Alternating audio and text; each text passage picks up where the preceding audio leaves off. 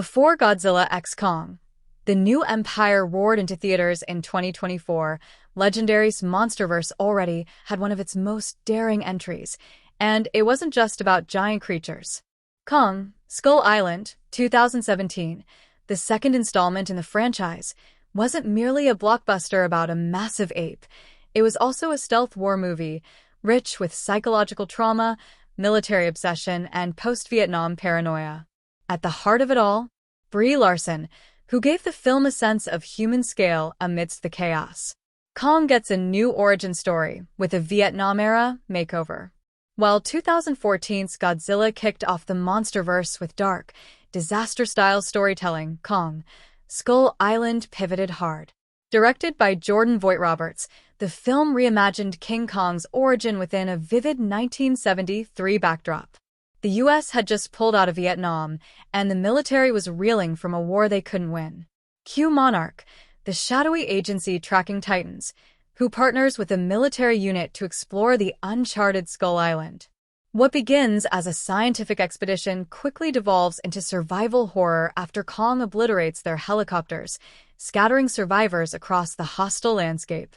The expedition team includes Tom Hiddleston as ex-SAS tracker James Conrad, John Goodman as Monarch's dogged Bill Randa, and Brie Larson as Mason Weaver, a war photojournalist with a sharp eye and unflinching bravery.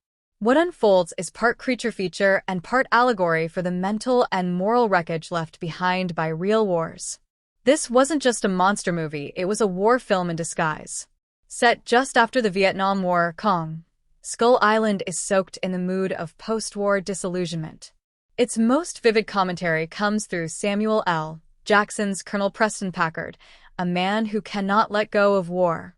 Told the conflict is over, he jumps at the chance for one last mission, a decision that reveals a man still desperate for an enemy to fight. When Kong downs several helicopters, Packard doesn't just grieve the loss of his men, he finds a new enemy in the giant ape. His mission transforms into an obsessive vendetta, blinding him to the truth that Kong is a protector, not a monster. Through Packard, Skull Island explores how war rewires purpose, identity, and morality. "We didn't lose the war," he snarls. "We abandoned it." That line encapsulates his psyche and the film's deeper message. Even the film's IMAX poster, echoing Apocalypse Now, signals its war movie DNA. Packard isn't alone in his struggle. Every character is processing the end of violence in their own way, including World War II pilot Hank Marlowe, John C. Reilly, who spent decades stranded on the island and found peace with the native Iwi tribe. His arc contrasts Packard's spiral and shows a different kind of post-war adaptation, one based on integration, not obsession. Brie Larson's Mason Weaver stood out amid the chaos.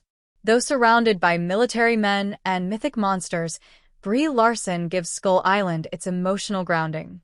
As anti-war photographer Mason Weaver, she's not a damsel or a bystander.